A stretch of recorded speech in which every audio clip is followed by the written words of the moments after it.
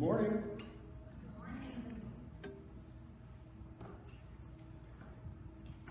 We are going to be in 1 Samuel chapter 17 today. Is it safe to assume that most of us at some point in life have experience dealing with bullies? Is it safe to assume? Like I remember growing up in a Christian home, and we were always taught to be kind and loving, and I remember that for me that meant that for a long time I allowed myself to really be bullied, like as a kid growing up, and I always felt like it was wrong to really stick up for myself. But I remember the day that changed for me. I was probably 13 years old, maybe 14, and I just remember that I had this one friend who was sometimes a friend, but then it was like, I don't know, sometimes he became the bully. Have you ever had a friend like that? Like, you never knew what you were going to get from him. And I remember being outside in the high school hallway, outside of a football game. It was in the winter, or it was a basketball game in the winter. And I remember he, for whatever, there didn't have to be a reason, he just threw me against the lockers, right? And I remember getting mad and saying, "Stop it, Steve." And he was like, "What are you going to do?" He goes, "If you say another word, I'm going to hit you." And for the first time in my life, I remember thinking, I don't care if you hit me. And I pulled my fist back and I said, "You might, but you're going to get it right back." And I was scared, but I remember he didn't hit me. And he backed away. Now, in the moment, I felt really cool, but looking back on it, I remember that it was winter, and so my mother had dressed me in like 3 layers that day, and do you remember the toboggans with the little beanie on top? I had one of those on. And when I balled back my fist to hit him, I was wearing like those Michelin Man gloves. You ever have them? Like the big, fluffy, wrinkly ones. So even if I had hit him, boom, it wouldn't have been like bam, like on the Batman show. It would have been more like, like a pillow, like I hit a pillow or something. But it worked. I mean, from that point on, nobody ever really bullied me. And I found out in that moment, right or wrong, sometimes bullies just need to be stood up to. Now, I tried that in college. He wasn't really a bully, but I went to Cincinnati Bible College and played baseball there. And I remember one of my friends, who was a girl, she started dating Ken Moyer, who was an offensive lineman for the Cincinnati Bengals.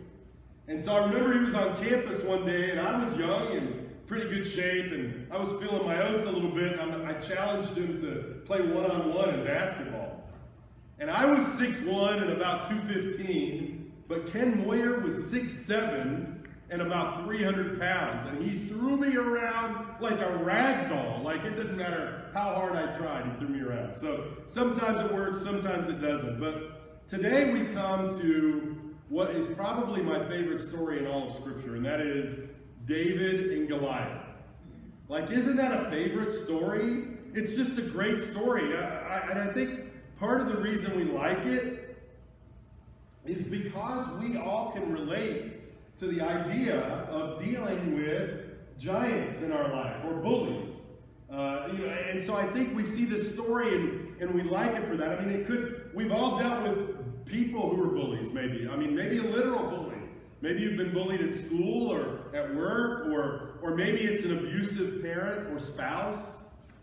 Maybe it's a boss who abuses their power and like pushes you around and throws their weight around. But look, giants in life don't have to be people at all. It could be a scary diagnosis you get from the doctor. It might be the loss of a job. And here you still have mouths to feed and bills to pay, and you lose your job. It could be a giant called fear or anxiety or depression.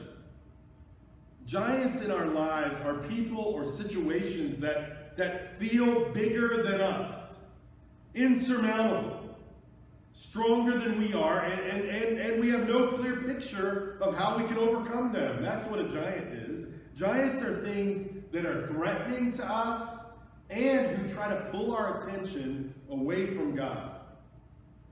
And so I believe that part of the reason that we love this story of David and Goliath is because David in this story, David represents what we would all hope to be, right? Is the underdog who, with the power of God, overcomes an insurmountable challenge. And we would all like to be that. The underdog that wins the unwinnable battle. And truthfully, sometimes life feels unwinnable, doesn't it? Like right now, in this pandemic, there's a piece of it. I was talking to one of our other leaders the other day. There's a piece of it that feels, in many ways, like it's a no-win situation. Like even as a church. Whoa, that was weird. See how upset I am? This is Goliath. It feels like a no-win, right? Even as a church, right? And if we, which we want to, if we try to really be safe and enforce the protocols that they want us to put in place, there's a piece of that where we risk getting caught up in fear rather than faith. But on the flip side of that, if we fail to do that, now we are in a position where it seems like we're uncaring, right, or insensitive. And so there's this like a no-win feel to our current situation. I look at the schools starting, right? Schools starting, and I think, how are we going to do this? How are we going to get through? How are we going to have kids around? Because every year, without the pandemic, right, people get sick when school starts, right? And so how do we get through? It just feels like there's this giant right now threatening the church and threatening our culture. And so that's just an example. I mean, all of us will continually face giants in our lives as we walk through this earth, And so let's get into this great story. It's a classic story of good versus evil, right? And let's glean some lessons from David, because I believe that there are some, first of all, I could preach this story 10 times and have different points every time. This story is rich with practical lessons for us, and today I'm not going to have 50 points. We're just going to look at 3 today. But I want you to buckle up, because we are going to read all of 1 Samuel chapter 17. It's a long story, but I think it's important to see all the details that go into what happened here with David and Goliath. So let's read it. 1 Samuel 17. Now the Philistines, remember the Philistines are the arch enemy of the Israelites, and the Philistines were the ones who controlled, they were the first to use iron and be able to smelt iron, and so they had a military advantage, right? So the Philistines gathered their armies for battle, and they were gathered at Soko, which belongs to Judah, and they camped between Soko and Azekah and Ephes Dammim. And Saul and the men of Israel were gathered and camped in the valley of Elah, and drew up in battle array to encounter the Philistines. The Philistines stood on the mountain on one side, while Israel stood on the mountain on the other side, with the valley in between them.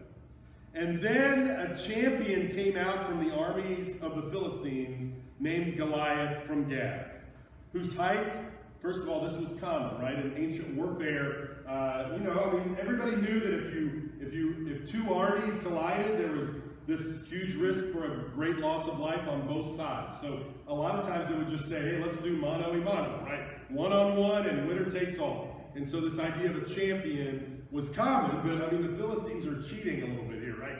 Because we're going to describe their champion. His height was 6 cubits and a span. Basically, he was about 9 feet 9 inches tall. That is big, right? I'm about 6'1", and that would be about me with, maybe Barry on my shoulders standing up. And we'd be a little taller than he was, but not by a lot. This is a big man. I told you about Ken Moyer. He was 6'7", and he'd be dwarfed by Goliath, right? So he had a bronze helmet on his head, and he was clothed with scale armor, which weighed 5,000 shekels of bronze, which we estimate is between 125 and 200 pounds. Like, his armor weighed more than most people. He also had bronze greaves on his legs and a bronze javelin slung between his shoulders. The shaft of his spear was like a weaver's beam, which means it was just huge, and the head of his spear weighed 600 shekels of iron, which is about 20 or 25 pounds, just the head of his spear. His shield carrier also walked before him. So you've got this 10-foot tall guy, head to toe in armor, 3 different kinds of weapons, right? He's got a sword, a spear, and a javelin, and then to top it off, he's got a full-size shield and a guy in front of him walking ahead of him. I mean, that's a tough challenge. You can imagine, right? Let's see. He stood and shouted to the ranks of Israel and said to them, "Why do you come out to draw up in battle array? Am I not the Philistine and your servants of Saul, and you servants of Saul? Choose a man." And by the way, it'd be funnier if he was a high voice, right? Choose a man. Like Mike Tyson, right? Or something. Anyway.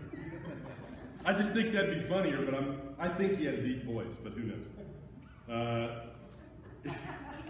Choose a man now I have to say it in my deep voice, otherwise it's going to crack me up. Choose a man for yourselves and let him come down to me. If he's able to fight with me and kill me, we'll become your servants. But if I prevail against him and kill him, then you shall become our servants and serve us.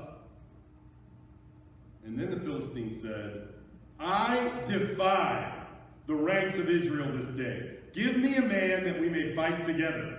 And when Saul and all Israel heard these words of the Philistine, they were dismayed and greatly afraid, right? I mean, this guy's 10 feet tall. Now remember, Saul is described earlier as head and shoulders above any Israelite, right? So Saul is bigger than most Israelites, but listen, they weren't big at all. I remember going to St. Augustine in Florida, the fort, with Joshua on a field trip, and they were talking about the invading army of Ponce de Leon, and they said the average height of his soldiers, 4'7". And I'm like, that just cracked me up. It's like the invasion of the Lollipop Guild, or something from The Wizard of Oz, right? But that's so even though Saul is taller than most Israelites, he's probably just in his mid 5 foot tall something, Like this guy's 10 feet tall. So Saul is bigger than most Israelites, but not anything compared to Goliath. So they're all scared. Now David was the son of the Ephrathite of Bethlehem in Judah, whose name was Jesse, and he had 8 sons. And Jesse was old in the days of Saul, advanced in years among men. The 3 older sons of Jesse had gone after Saul to the battle, and the names of his 3 sons who went were Eliab the firstborn. We've seen these guys before, right? Eliab the firstborn, the second to him Abinadab, and the third Shema, and David was the youngest. Now the 3 oldest followed Saul, but Saul already knows David, right? So David at this point, we'll read it and then I'll tell you. David went back and forth from Saul to tend his father's flock. So David sometimes is, the court harpist, right? When Saul is struggling with the evil spirit, and then when he's not doing that, he is just the shepherd. He's just going back and forth, tending sheep. So that's where we're at with David. The Philistine, Goliath, came forward morning and evening for 40 days and took his stand. It's a long time. And then Jesse said to David his son, "Take now for your brothers an ephah of this roasted grain and these 10 loaves, and run to the camp to your brothers. And bring also these 10 cuts of cheese to the commander of their 1,000, and look into the welfare of your brothers, and bring back news of them. For Saul and they and all the men of Israel are in the valley of Elah fighting with the Philistines." So David arose early in the morning and left the flock with the keeper, and took the supplies, and went as Jesse had commanded him. And he came to the circle of the camp while the army was going out in battle array, shouting the war cry. And I always find this interesting that every day the Israelites come out shouting the war cry. Hoo, hoo, hoo, And as soon as Goliath comes out, they're like, I'm like, why even bother? Why come out every day and shout the war cry? Because you're just cowering anyway. They do it anyway. Israel and the Philistines drew up in the battle array, army against army. David left his baggage in the care of the baggage keeper, and ran to the battle line and entered in order to greet his brothers. And as he was talking with them, behold, the champion, the Philistine from Gath named Goliath, was coming up from the army of the Philistines, and he spoke these same words, and David heard them. When all the men of Israel saw the man, they fled from him. and were greatly afraid. In fact, the men of Israel said, "Have you seen this man who is coming up? Surely he is coming up to defy Israel.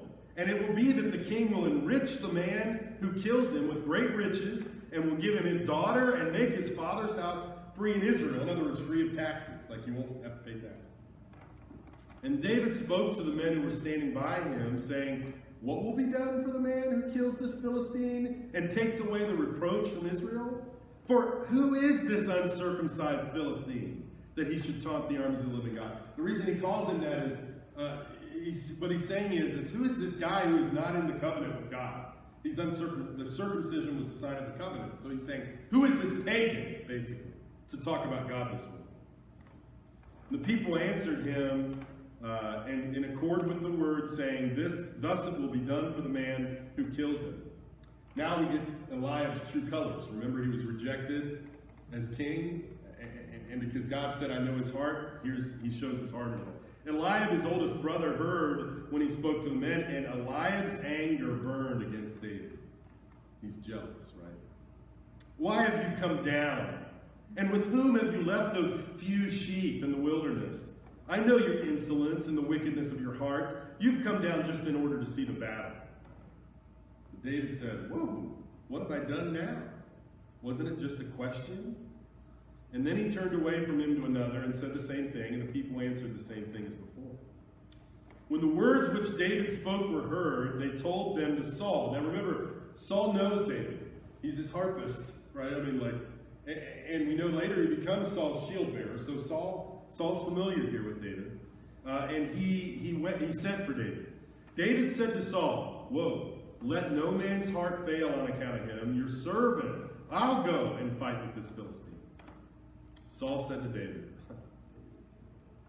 "You are not able to go against this Philistine to fight with him.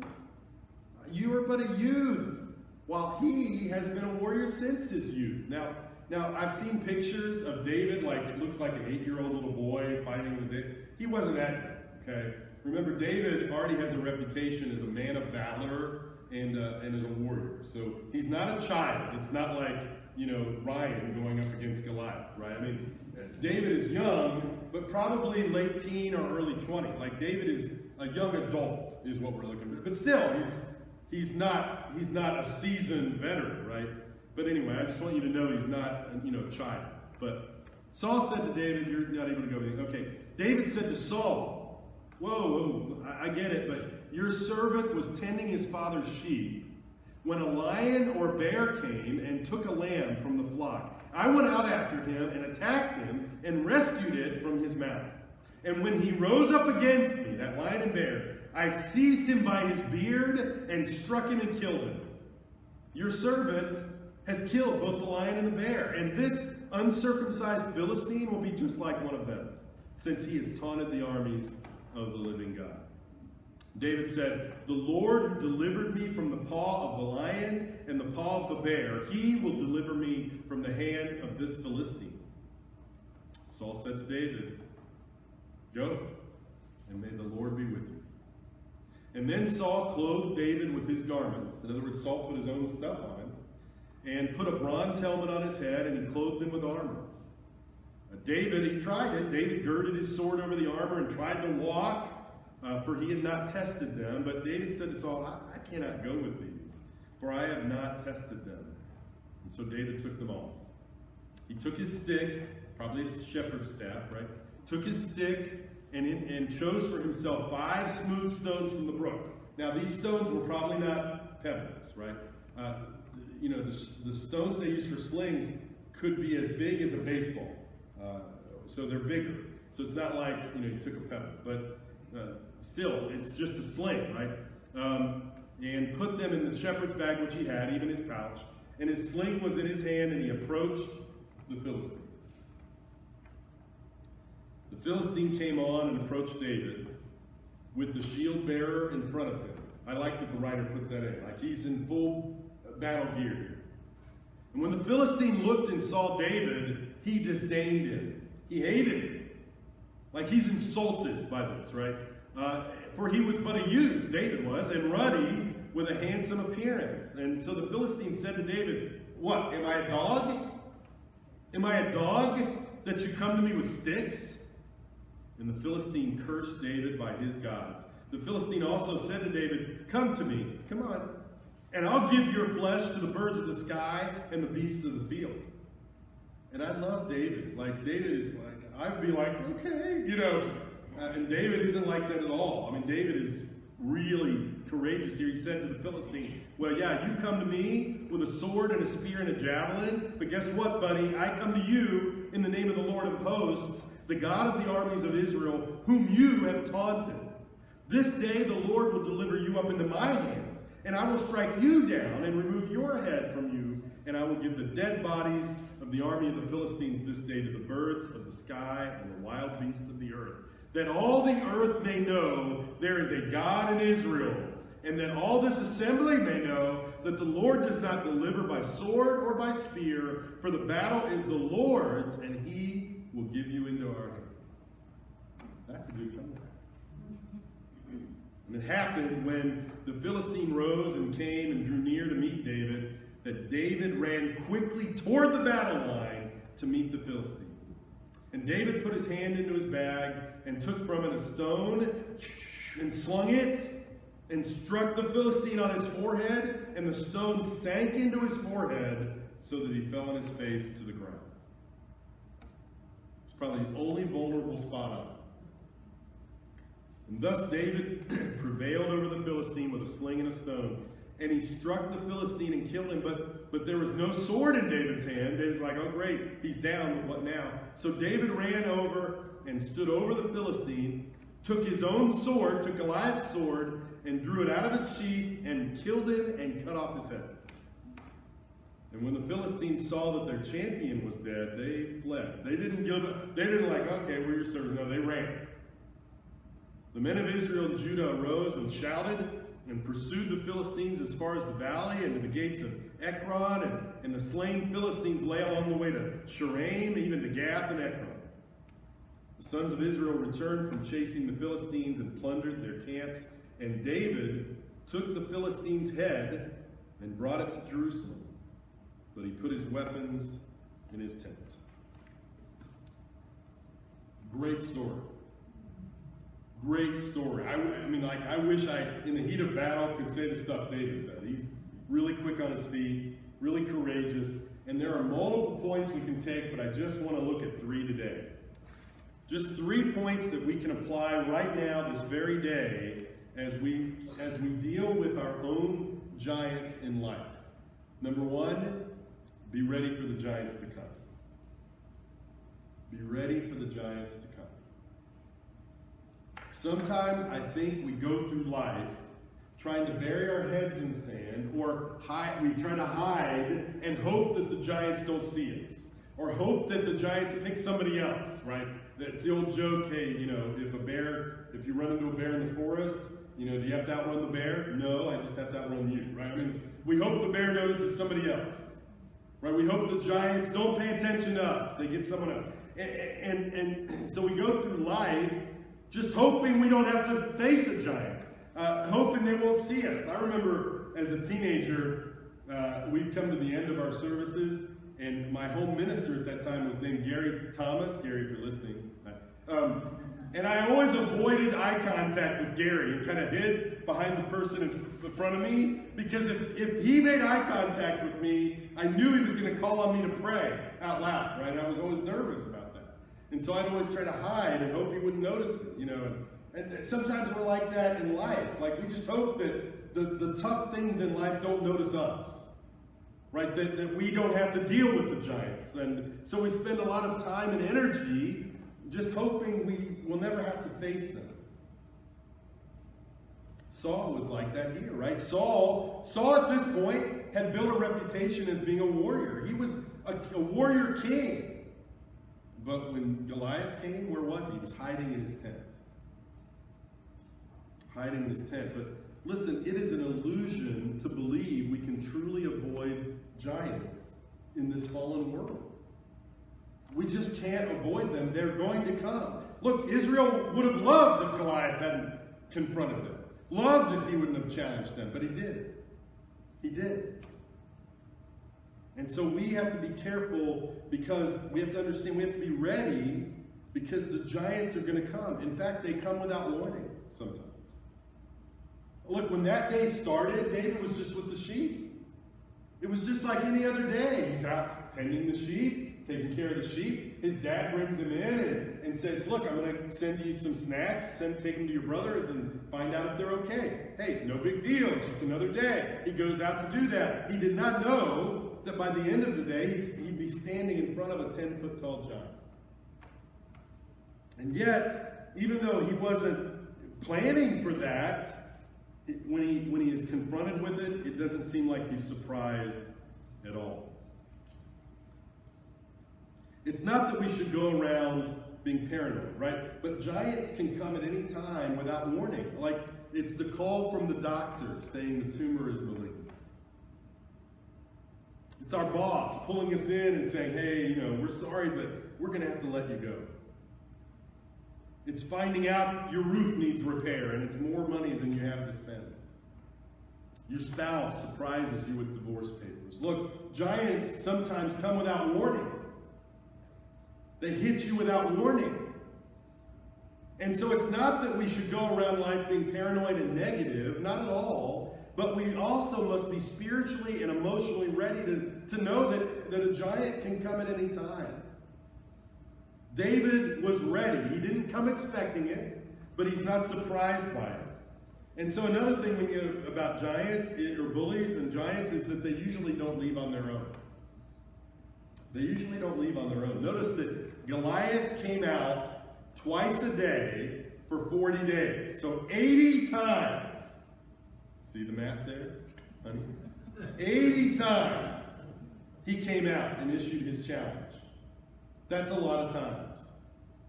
I mean, it's not like he did it a few times and he's like, I'm tired of issuing this challenge. Man, nobody's responding. Why doesn't anybody react? He didn't get tired of it. He didn't say, well, I guess they're not going to send anybody. We'll just fight a normal battle. No, he just keeps doing it, keeps hammering it. In fact, when they avoided the giant, he knew they were scared of him, and so he became more emboldened to come out and issue his challenge. So most bullies don't just go away. Like when I was a kid, I remember, people would tell you, hey, just ignore the bullies. That doesn't work. Have you ever tried? Just don't ignore them. No. My parents would be like, that takes the fun out of it. Apparently not. Most of the time, bullies don't just go away. And so we have two choices. The first choice, we can hide or avoid them. We can try to hide and avoid them like Saul and Israel. Every time he came out, they just ran and hid. But it wasn't effective, right? He just kept coming. Just because they ignored him didn't solve the problem, right? And usually, ignoring or avoiding our problems, our giants, doesn't usually solve. So then the other choice is, what other choice do we have except to face them head on? Like David. What choice do we have, really? In fact, one of my favorite parts of the story is when Goliath tries to intimidate him and says, hey boy, I'm going to feed you to the birds of the air and the beasts of the field. And David said, I got one better. Not only am I going to kill you and feed you, but the whole army to the beasts of the field. Like, I'm sure Goliath had never heard anybody, talk back to him like that, let alone this young shepherd.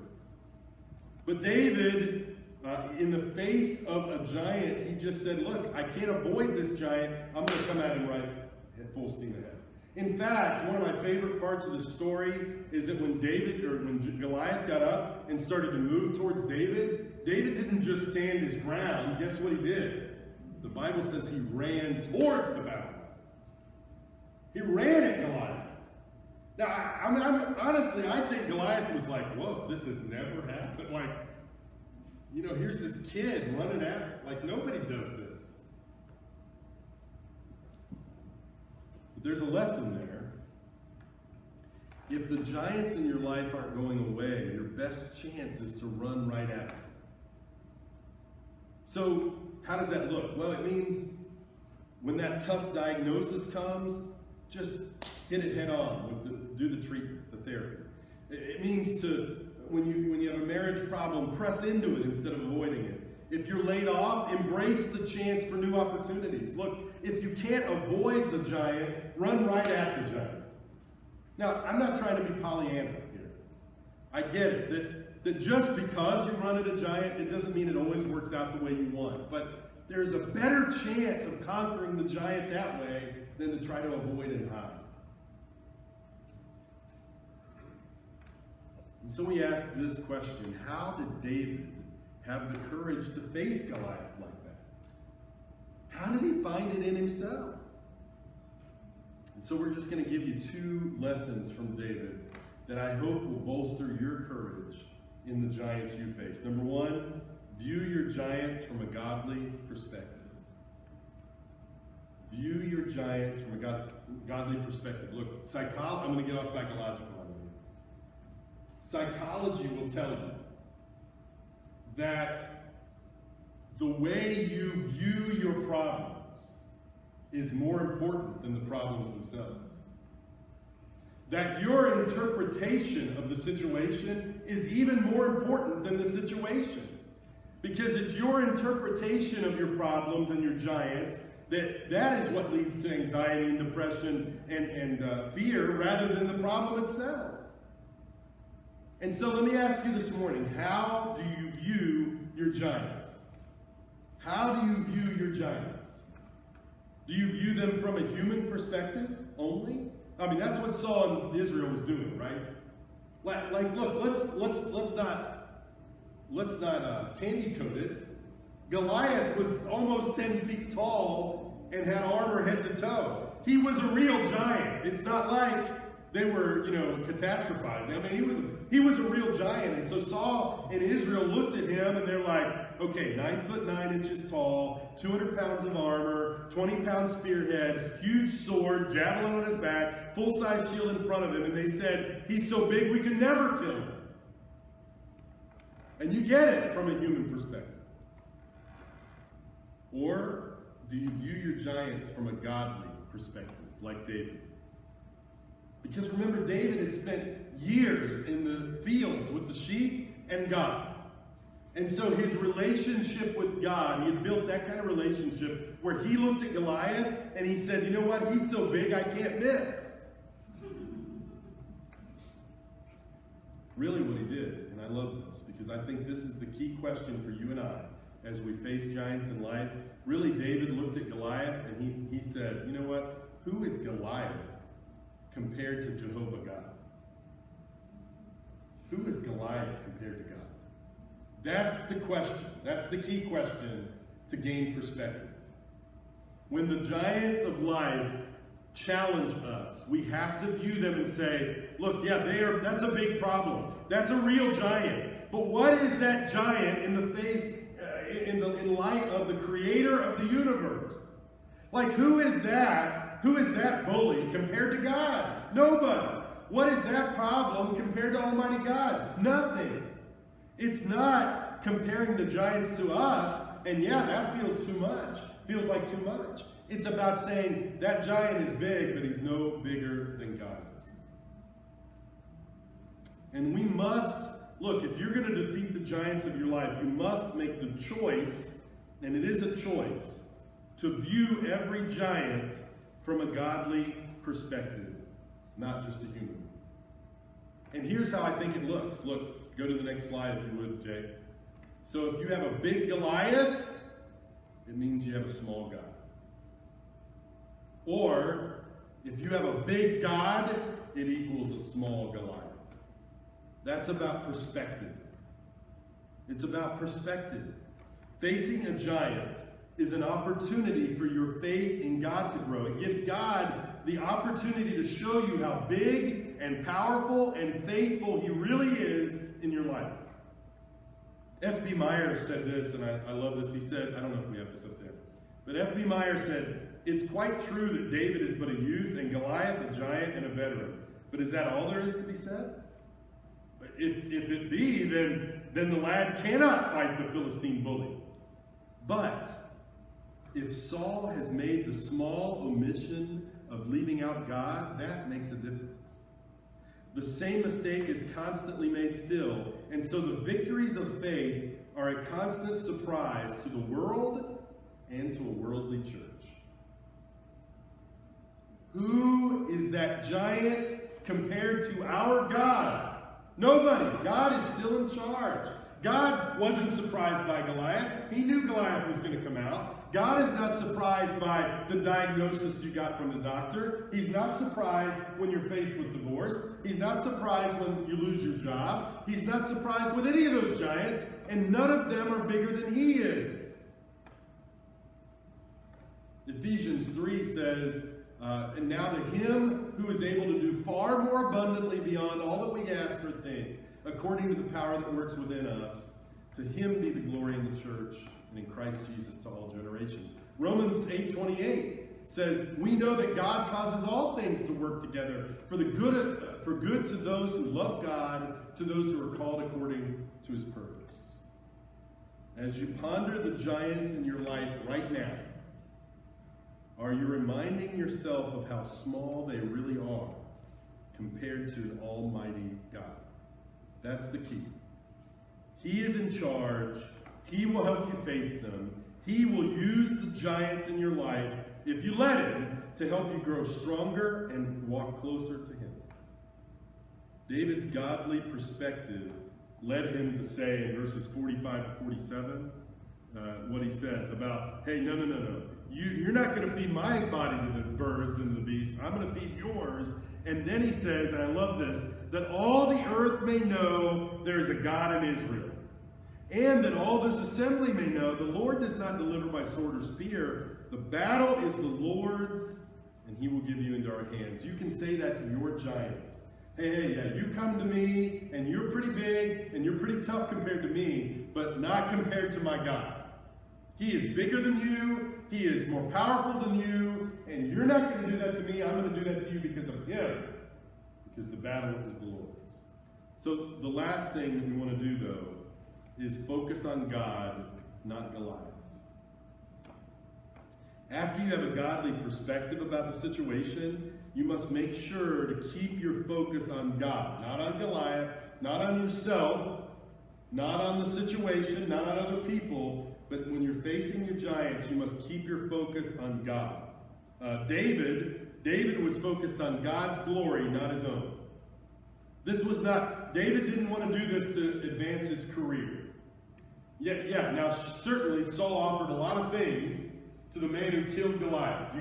We'll make you rich, you can have my daughter in marriage, and guess what? Your family's tax-free.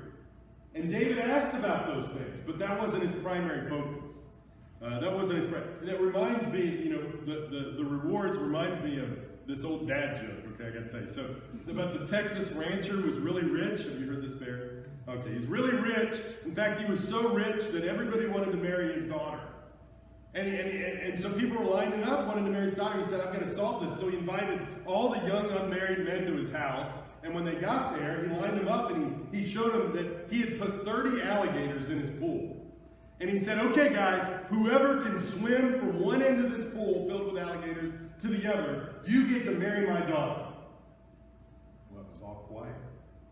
Until splash! They heard a splash. They looked. There was a guy in the pool, and he was swimming furiously. He fought off the alligators and swam all the way across the pool. And he rolled out of the pool just as the alligator snapped at his leg. And he was on the side of the pool, and the rancher went over impressed and said, congratulations, son, you can marry my daughter. And the guy goes, forget about your daughter. I just want to know who pushed me in the pool.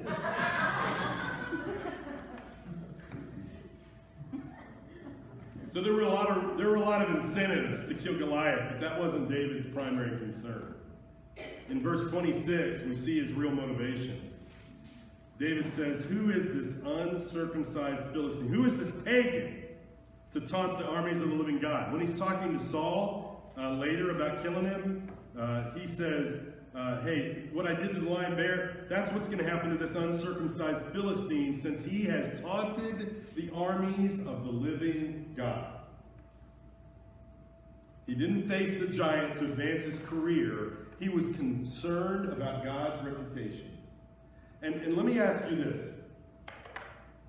When we hide from our giants, what are we doing for God's reputation?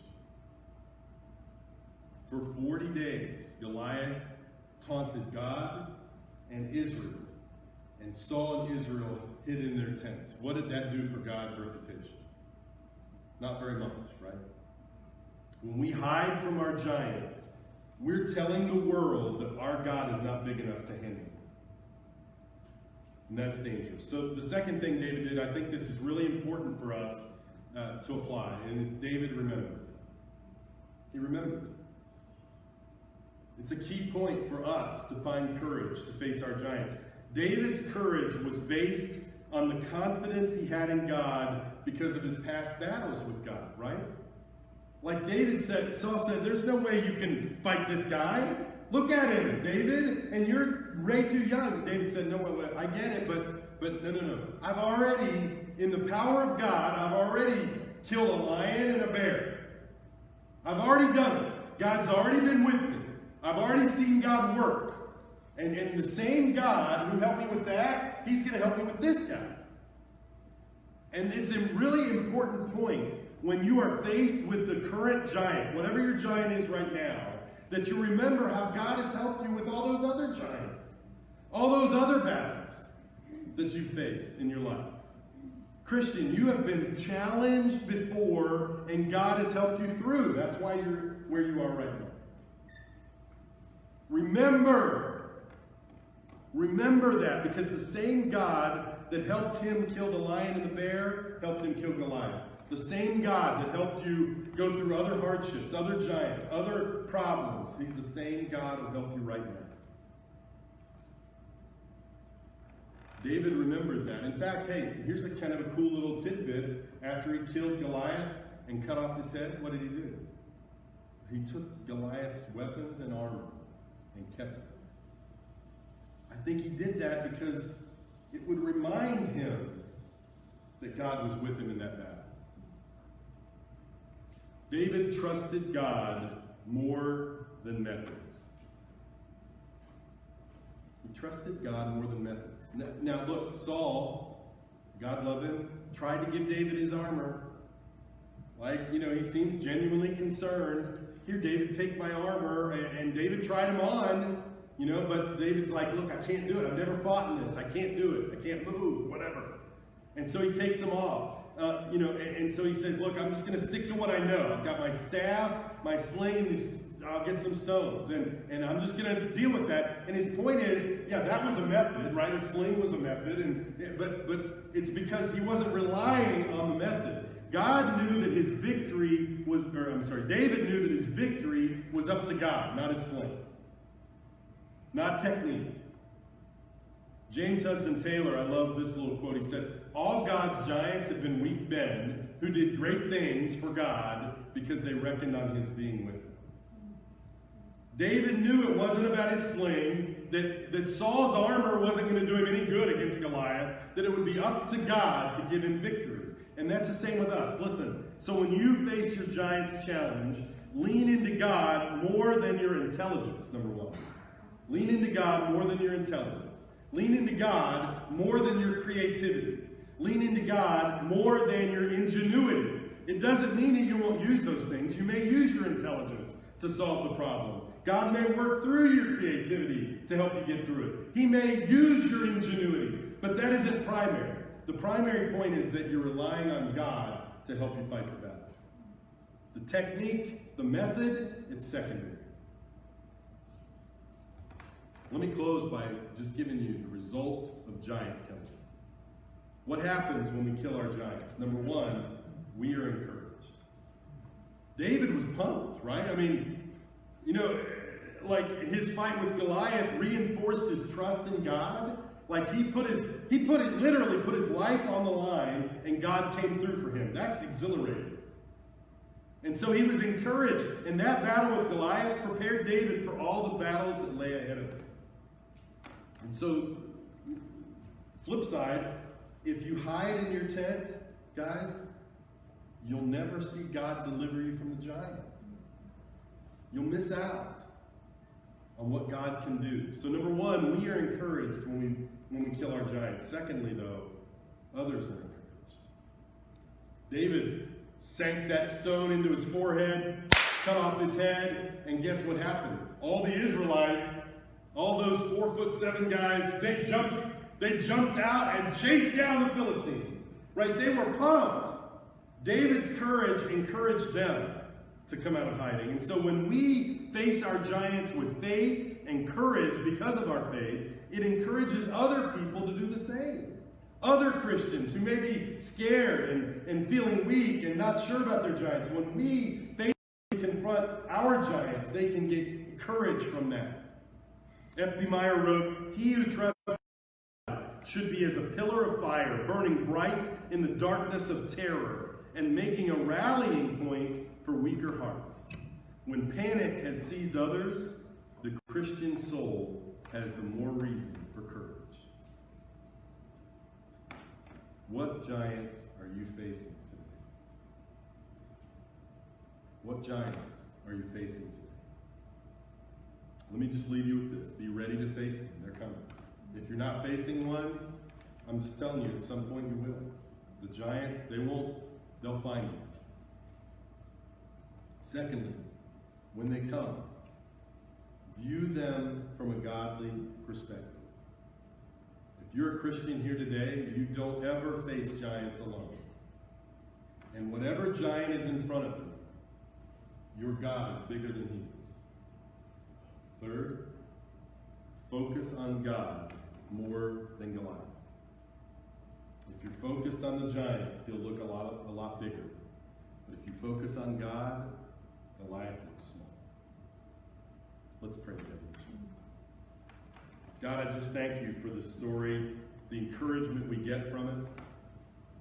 Father God, I pray that, I know, God, that this morning somebody in this room is facing a giant in their life, maybe several people. I pray, God, that you will remind them that your promise is that you will, your promise, Lord, is not that we won't face giants, but that you will help us face them. Give them courage today, Father. Remind them that you are bigger than any giant. God, I pray these things in Jesus' name.